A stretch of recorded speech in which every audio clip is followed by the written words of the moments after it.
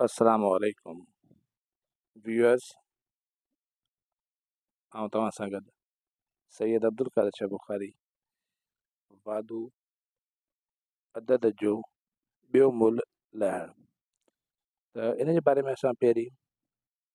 असांजो main topic आहे मुकमिल या पूरो चौरस। त असां ॾिसंदासीं त मुकमिल या पूरो चौरस छा आहे। गौर करियो, मुकमिल या पूरो चौरस इहो छा आहे। चौरस यानी ज्योमेट्री जे अंदरि तव्हां पढ़ी आहियो, यानी चइनी पासा इक्वल हुजनि। अगरि तव्हां ॾिसो हीअ हिकिड़ी मूं लाइन ठाही आहे, ॿ टुपका ॾिना आहिनि, हिकिड़ी लाइन हिन में घणा टुपका ॿ, त हेठि बि असां वटि ॿ टुपका,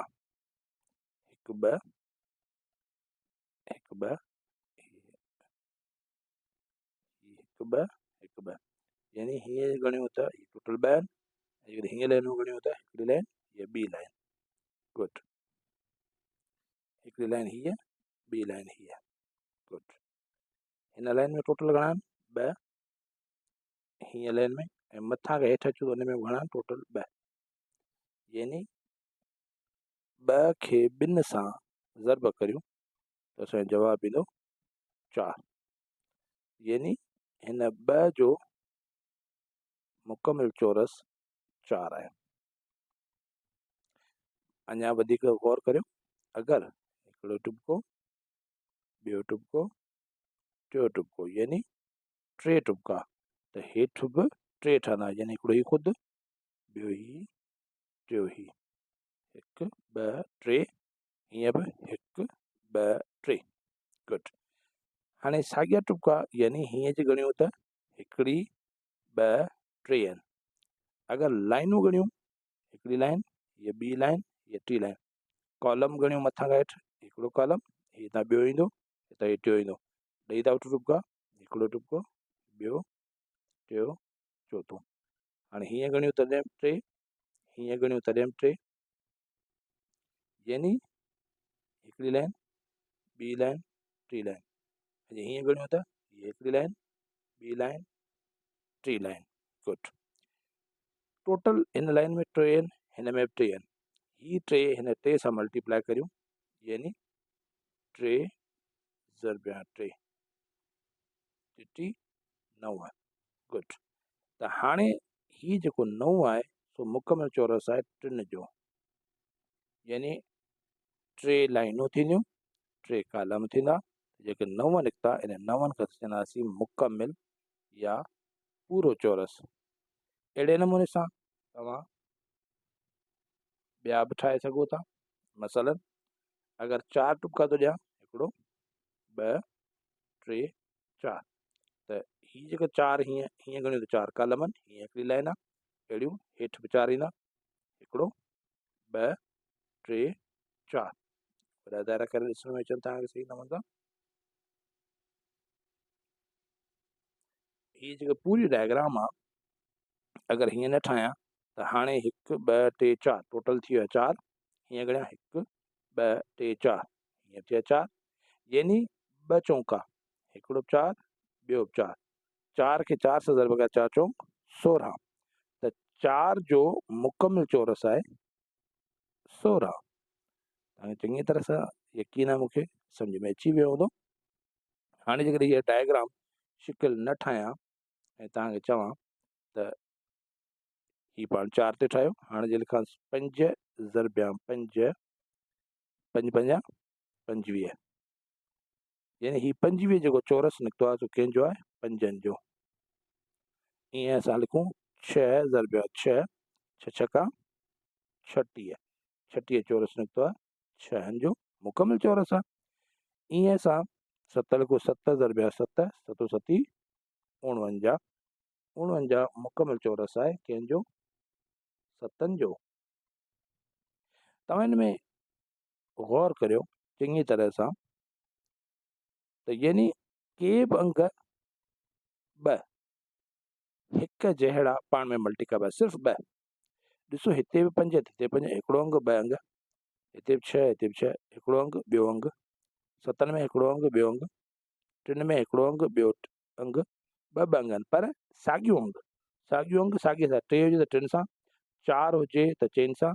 5 हुजे त 5 सां 6 हुजे त 6 सां 7 हुजे त 7 सां हाणे नेक्स्ट 8 हुजे त 8 सां 9 हुजे त 9 सां ज़र्ब कंदासीं जेको बि ज़र्ब में जवाबु ईंदो उहो थी वेंदो मुकमिल चौरस तव्हां सम्झां थो तव्हांखे मुकमिल चौरस चङी तरह सां सम्झ में अची वियो हूंदो उमेद आहे त तव्हां एक्सरसाइज़ जेका आहे चैप्टर 5 बाब जी पहिरीं एक्सरसाइज़ उनजो पहिरियों सुवालु तव्हां इंतिहाई आसानीअ सां हल करे सघो था हिन खां पहिरीं तव्हां जेको चैप्टर हल कयो उहो सघन मां हो यानी अगरि हिते लिखियलु हुजे 8 इन मथां स्क्वायर यानी हेठियूं जेको 8 ॿ दफ़ा लिखिबो यानी 8 ज़रबिया 8 हीअ तव्हां पोयां पढ़ी आया आहियो हिनखे सघ ख़तमु कंदासीं त 2 चकर 8 लिखियोसीं 8 खे 8 सां ज़रब कंदा 8 8 64 64 जेको मुकमिल चौरस आहे 8 जो ईअं अगरि लिखां 9 9 जे मथां स्क्वायर यानी 9 ज़रब 9 9 खे 9 सां ज़रब कंदा आहिनि 9 81 81 मुकमिल चौरस आहे 9 जो चङी तरह तव्हांखे सम्झ में अची वेंदो अचो त पाण एक्सरसाइज़ खे ॾिसूं जी बाबा एक्सरसाइज़ शुरू करण खां पहिरीं तव्हां कुझु मेन पॉइंट्स आहिनि जेके नोट करण जूं आहिनि जेके तव्हां नोट करे वठो या स्क्रीन शॉट इन वठो त जीअं तव्हांखे चङी तरह सां सम्झ में अची वञे ऐं उहा ई ॻाल्हि आहे जेका मूं तव्हांखे सम्झाई आहे पर हिते कुझु रिटन में पॉइंट्स मूं लिखियो आहिनि जीअं तव्हांखे वधीक आसानी थिए हमेशह यादि रहे केॾीमहिल बि भुलिजो त इनखे ॾिसी करे हिकिड़ो भेरो ॾींदो उमेद आहे त तव्हांखे चङी तरह सां यादि रहंदो त ॾिसो मूं लिखियो आहे हिन जी डेफिनेशन लिखी आहे मुकमिल या पूरो चौरस अहिड़ो अंग जेको असीं कंहिं बि अंग जो पंहिंजो पाण सां ज़रब करण सां हासिलु करियूं त अहिड़े मिलियल अंग खे चौरस चइबो आहे अहिड़ो अंग जेको असीं कंहिं बि अंग जो पंहिंजो पाण सां कंहिं बि अंग मां मुराद जीअं 3 त ॿियो बि 3 पंहिंजो पाण 3 सां ज़रब करियूं त 3 3 9 त अहिड़े मिलियल अंग यानी उन 9 अहिड़े मिलियल अंग खे चौरस चइबो आहे ॿी मेन ॻाल्हि गौर कयो ॾिसिजो ऐं जेको पाण हिन खां अॻियां कयो हुन में तव्हां ॾिसो गौर करियो जॾहिं 2 वाधू अदद हूंदा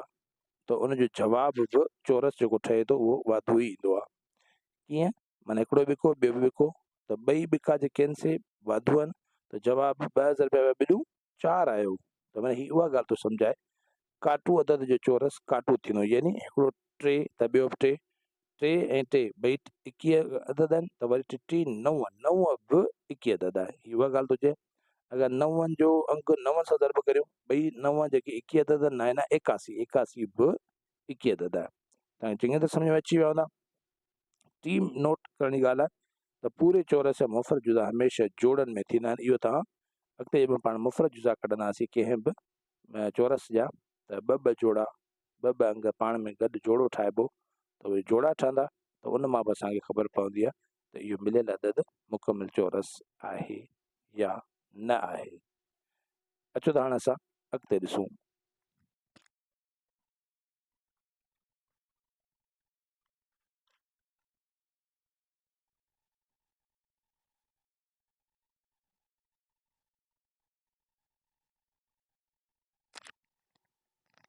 ही मिसाल कुझु आहिनि जेके असां हल कया आहिनि जेके तव्हांजे लाइ जीअं तव्हांखे वधीक सम्झ में अचे मुकमिल या चौरस यानी हिकु आहे हिक खे स्क्वायर ॾिनो अथऊं बराबरि अगरि खोले लिखां हिकु ज़रब कंदा जवाबु हिकु ईंदो हिकु चौरस थींदो हिक जो जवाबु हिकु ई ईंदो मतिलबु त अदद हिक जो चौरस हिकु आहे अदद 2 यानी 2 जे मथां स्क्वायर हिते खोलियोसीं 2 खे 2 ज़रब 2 4 4 जेको सो चौरस आहे कंहिंजो मतिलबु त अदद 2 जो चौरस 4 थींदो अहिड़े नमूने सां 3 आहे अदद 3 जो 3 जे मथां स्क्वायर ॾिनोसीं 3 ज़रब 3 9 मतिलबु त अदद 3 जो चौरस 9 थींदो 4 जो अदद 4 चऊं 16 क्लियर नोट तव्हां अहिड़ा ॿिया केतिरा ई चौरस मालूम करे सघो था उमेद आहे त तव्हांखे चङी तरह सम्झ में अची वियो हूंदो त इनशाला असां नेक्स्ट एक्सरसाइज़ में पंहिंजो सवाल जेको पहिरियों आहे उहो असां हल कंदासीं।